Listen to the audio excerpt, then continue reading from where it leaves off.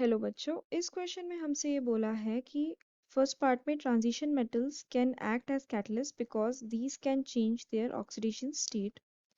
How does Fe3 catalyze the reaction between iodide and persulphate ions? तो हमें यहाँ पे जो आयन है इन +3 ऑक्सीडेशन स्टेट, उसका हमें बताना है कि वो कैसे कैटलाइज करता है आयोडाइड एंड परसल्फेट आयंस को.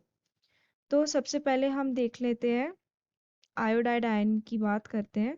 तो आयोडाइड आयन, हमने 2 मोल्स ऑफ आयोडाइड आयन ले लिया है. साथ में हमने लिया परसल्फेट आयन S2O8 2 नेगेटिव, एंड यहाँ पे Fe3 as a catalyst use किया जाएगा. तो यहाँ पे क्या होगा कि ये जो आयोडाइड आयन है ना, ये चेंज हो जाएगा आयोडीन में. तो यहाँ पे क्या हो रहा है, इलेक्ट्रॉन्स लूज हो रहे हैं.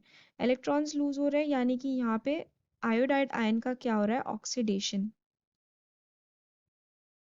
ठीक है, तो ये आयोडीन में चेंज हो जाएगा और हमें यहाँ पे मिलेगा साथ ही 2 moles of SO4 2 negative sulphate ion हमें मिलेगा. तो यहाँ पे अगर आप देखो रोल ऑफ Fe3 आयंस के, अगर हम रोल देखें तो यहाँ पे एक तो रोल है कि 2 मोल्स ऑफ Fe3 प्लस जो आयंस हमने लिए हैं वो किसके साथ रिएक्ट कर रहा है, 2 मोल्स ऑफ आयोडाइड के साथ, एंड यहाँ पे वो उसको ऑक्सीडाइज करके आयोडीन बना रहा है. साथ में हमें 2 मोल्स ऑफ Fe2 प्लस मिल रहा है. अब ये तो हो गया आयोडीन की बात. नेक्स्ट यहाँ पे 2 moles of Fe3 plus again किसके साथ रिएक्ट कर रहा है, परसल्फेट आयन के साथ. तो यहाँ पे S2O8 2 नेगेटिव है.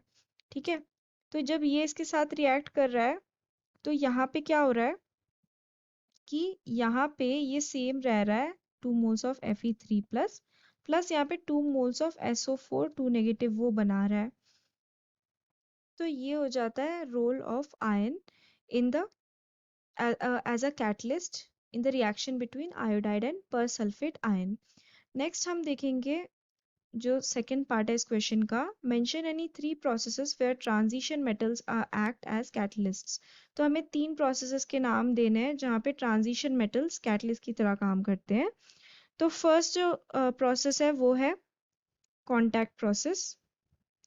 ठीक है, कॉन्टैक्ट प्रोसेस क्या है, ये है for the production of sulphuric acid, manufacture of sulphuric acid. यहाँ पे वेनेडियम ऑक्साइड का यूज करते हैं हम.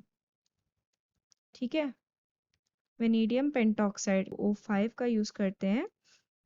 ये बहुत ही लंबा प्रोसेस होता है, बहुत सारे 3-4 रिएक्शंस होते हैं इसमें, and at last vanadium oxide, जो कि यहाँ पे vanadium as you know is a transition metal, ये यूज किया जाता है in order to catalyse the whole reaction. Then अगर हम सेकेंड यूज देखें तो finely crushed iron, finely crushed iron का हम यूज करते हैं in the formation of ammonia. अब अमोनिया का formation with the help of finely crushed iron as a catalyst is called as Haber's process. Haber's process. तो यहाँ पे भी एज अ हम कह सकते हैं कैटलिस्ट हम ट्रांजिशन एलिमेंट को यूज कर रहे हैं विच इज आयन. नेक्स्ट है थर्ड इसका use which is manganese dioxide MnO2. तो ये यूज किया जाता है इन the formation of oxygen from KClO3. ठीक है, तो इन दोनों के बीच में जब रिएक्शन होता है तो ऑक्सीजन बनाने के लिए ये यूज किया जाता है. तो यहाँ पे जो कैटलिस्ट हम यूज कर रहे हैं वो हम यूज कर रहे हैं manganese dioxide, and manganese as we know is a transition metal. So I hope you have understood. Thank you.